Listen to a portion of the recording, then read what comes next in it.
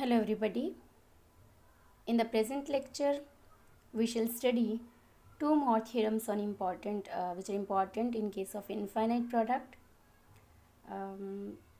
The first theorem is that if n lies between -1 and 0, okay, it is greater than -1 and either it is less than or equal to 0.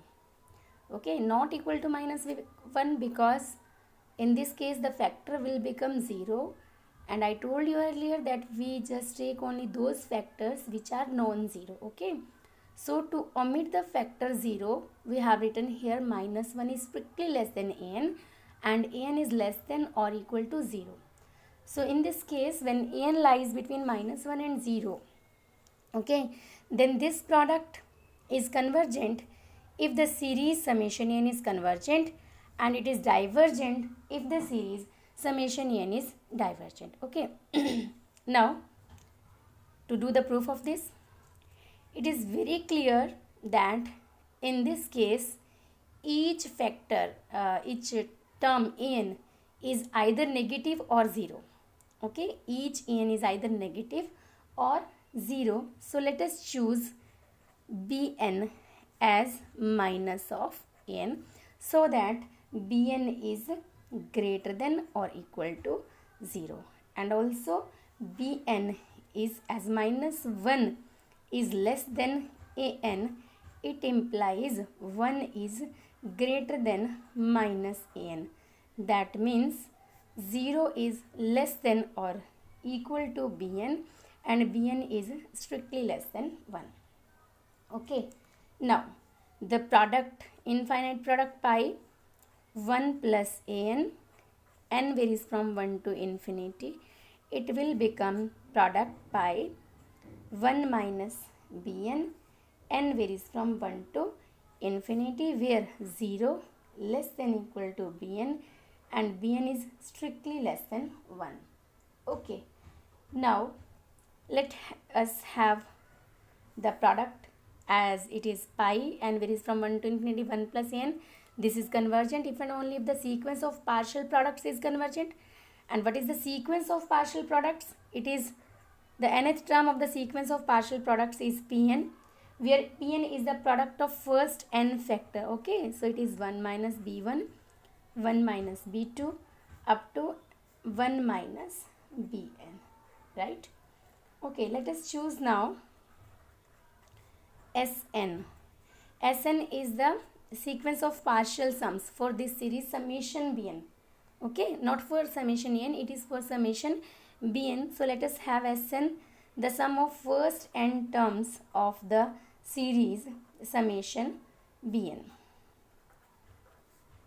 Okay, now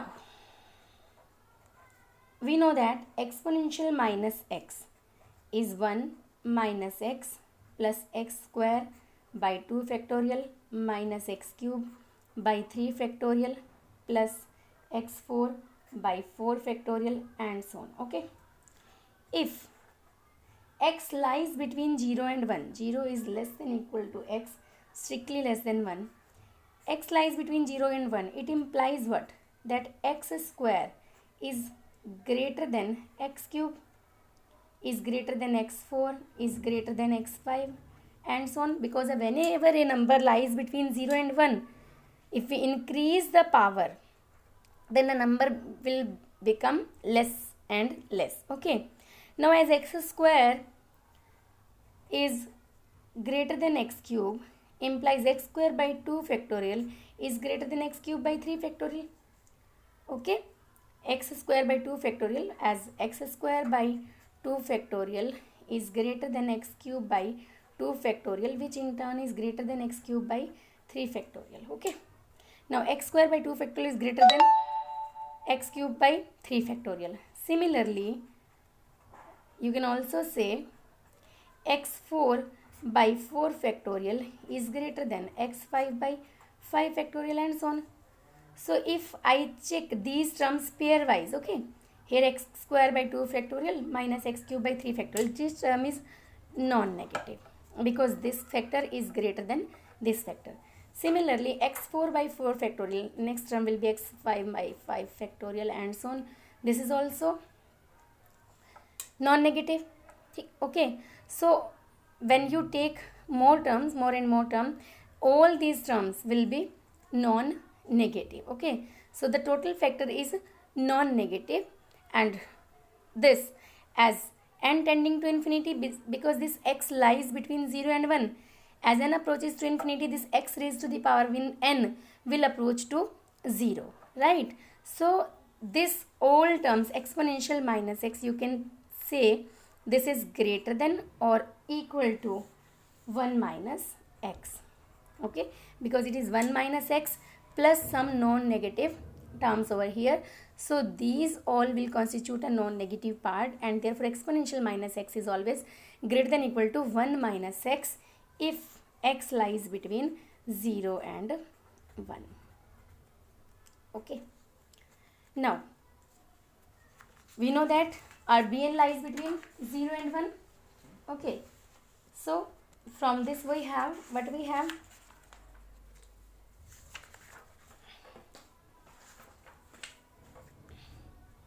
This Bn 0 less than equal to Bn less than 1. It implies that 1 minus B1 is less than or equal to exponential minus B1 from 1, right? From 1. Put x is equal to B1. Then 1 minus B2 is less than equal to exponential minus B2. Then 1 minus B3 is less than equal to exponential minus B3, and so on. 1 minus Bn is less than equal to exponential minus Bn. Okay. It implies what? As Bn is also less than 1. See, it implies 1 minus Bn is also greater than 0. It means what? This factor is greater than 0, this is greater than 0, greater than 0. All of these factors are greater than 0. So if I will do the product of all these factors, then what do we have?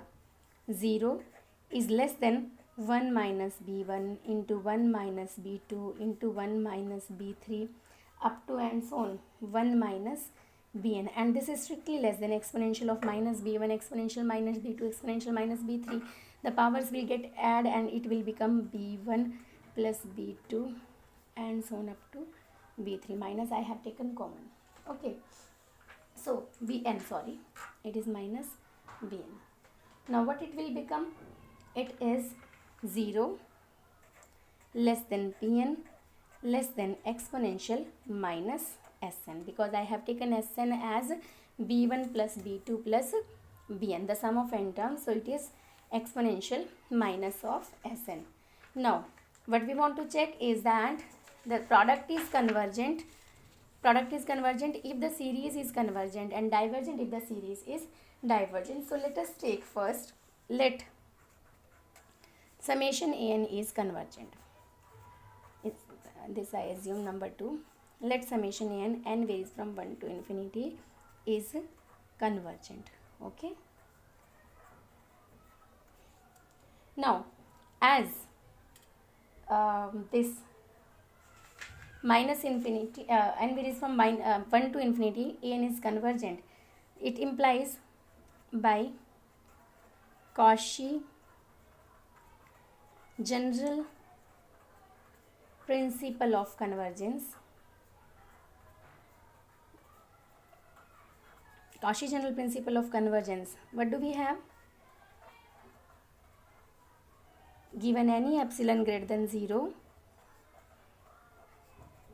there exists a positive integer m such that, what do we have? Modulus of am plus 1 plus am plus 2. This is according to the Cauchy general principle of convergence for the series. N is less than epsilon for all n greater than equal to m. Okay. Now am plus 1 is minus of bm plus 1, as bn is minus of n for all n. Okay. So this is modulus of minus of bm plus 1 minus bm plus 2 and so on minus bn less than epsilon for all n greater than equal to m, and it implies that modulus of bm plus 1 plus bm plus 2 and so on up to bn is less than epsilon for all n greater than equal to m. And since each bn is non-negative, see, each bn is non-negative, 0 is less than equal to bn, so you can omit the modulus sign from here and we can write bm plus 1 plus bm plus 2 up to and so on bn is less than epsilon for all n greater than equal to m. Suppose this is number 3. Okay, now see, if I take the product of two factors only, 1 minus bm plus 1 into 1 minus bm plus 2, only two factors, what it will be? It will be 1 minus bm plus 1 minus bm plus 2 plus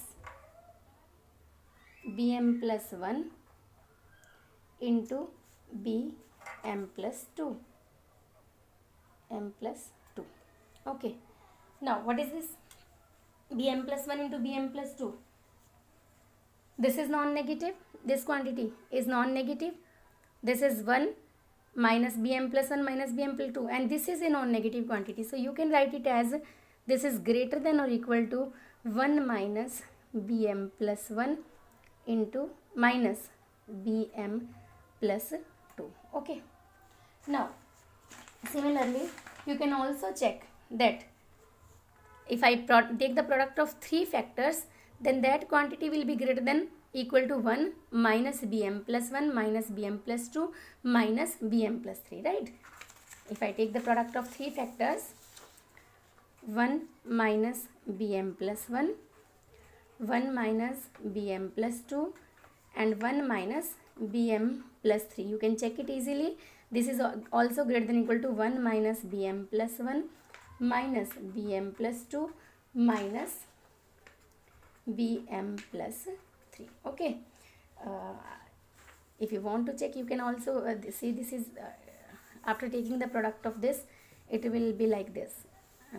Okay, it will be like 1 minus bm plus 1 minus bm plus 2 minus bm plus 3 plus bm plus 1 bm plus 2 plus bm plus 2 bm plus 3 plus bm plus 3 bm plus 1 2 2 3 3 1 minus bm plus 1 bm plus 2 bm plus 3. Okay, so this quantity is also always greater than equal to this quantity because these are the product of two factors which are positive or non-negative, and this product of three factors which are less than the product of two factors, because all of the factors bi's are lies between 0 and 1. So whenever we increase the number of factor, the term will be reduced. Okay, if the number of factors are more, then its value is less if the factors are lying between 0 and 1. So if I take the product of three factors, this is greater than equal to 1 minus the sum of these three factors, right? That is 1 minus bm plus 1 into 1 minus bm plus 2 into 1 minus bm plus 3. This is greater than or equal to 1 minus the sum of these three factors, bm plus 1, bm plus 2, bm plus 3. Okay, similarly, if I take the product of n factors, 1 minus these up to n factors, bm, not n factor, but these are up to n factor, bm plus 1, 1 minus bm plus 2 up to 1 minus bn. Okay, this is greater than equal to 1 minus bm plus 1 plus bm plus 2 up to bn. Okay, and then from this equation, from equation number 3, this bm plus 1 plus bm plus 2 plus bn is less than epsilon for all n greater than equal to m. So this quantity is less than epsilon. This quantity is less than epsilon. So minus of this quantity is greater than minus epsilon. So this is greater than 1 minus epsilon. Okay. Now see, what is this? 1 minus bm plus 1, 1 minus bm plus 2, 1 minus bm plus 3 up to 1 minus bn. It is, can I say it is Pn, product of n factors when divided by the product of m factors. See, the product of first n factors 1 minus b1 to 1 minus bn, when divided by the product of first m factors will get cancelled out. Pm, if I divide Pn by Pm, then first m factors get cancelled out.